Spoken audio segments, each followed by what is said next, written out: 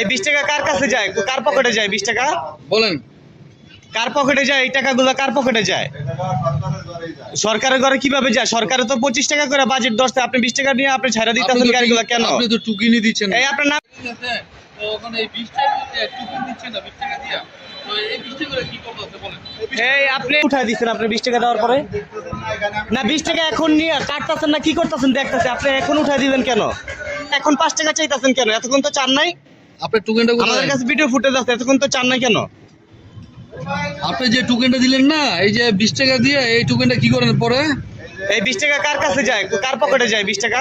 বলেন, কার পকেটে যায় এই টাকাগুলো? কার পকেটে যায়?